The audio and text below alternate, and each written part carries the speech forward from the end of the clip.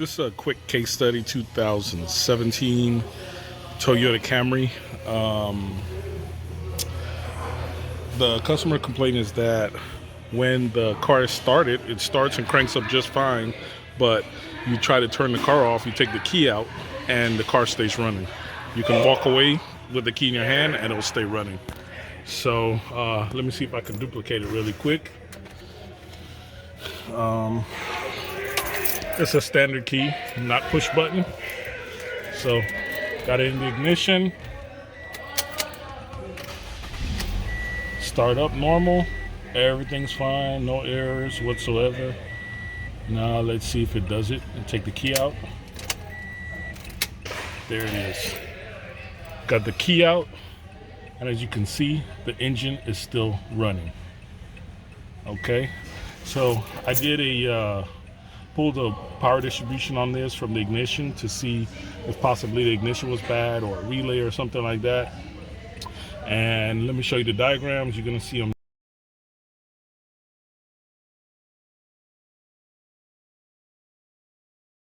now. So I decided to pull the ignition switch out, the cable, and see if that was the problem. So yeah, I'm pulling it out right now.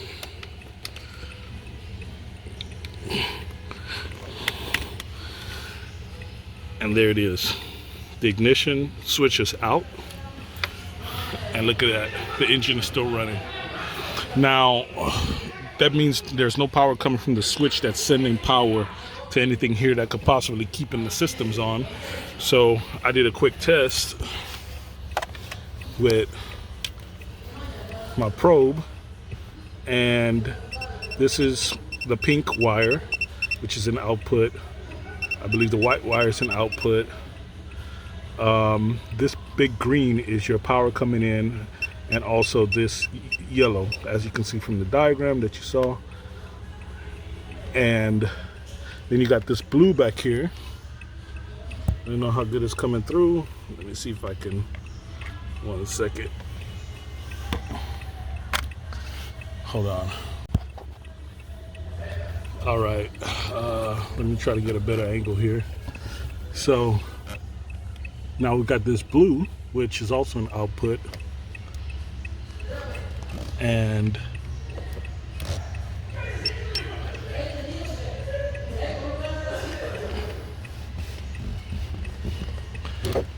it has nothing. Then you got the black,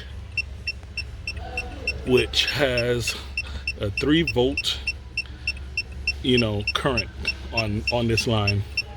Now, if I hit this circuit to ground, as you can see, the engine is still running. If I ground out that little bleed, I ground that circuit, shut off the engine. So that means somewhere on that black line is our problem. So I'm going to pull up the diagram of that black cable and see what's fed on that cable. And also, supposedly this car wasn't an accident, so we're probably going to find the cable shaft and bleeding current from another wire. So let's see what we got.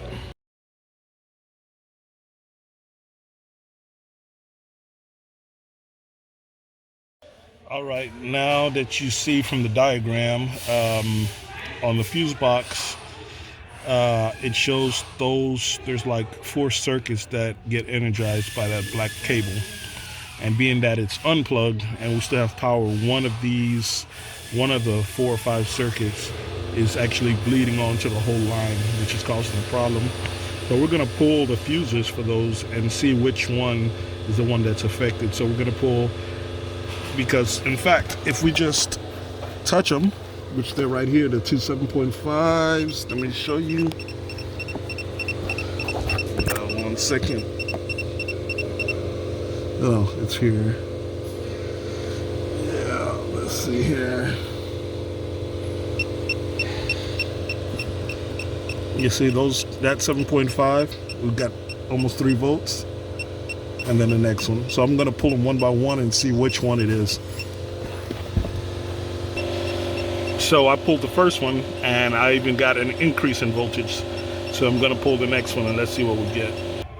Okay, I pulled the 2 and it's up to 5 volts. So let's keep going. All right, so you can see there's only one fuse here. So what I actually did, it was 3 fuses if you saw from the diagram. And it was the 2 ignition fuses, which were these 2 7.5s. And right now I have no current on it. So it was a 2 ignition fuse, and the one next to it was the airbag fuse. And that airbag fuse is what was causing the problem. And in fact, if I hit the lead that it connects to, it still has 5 volts coming from there.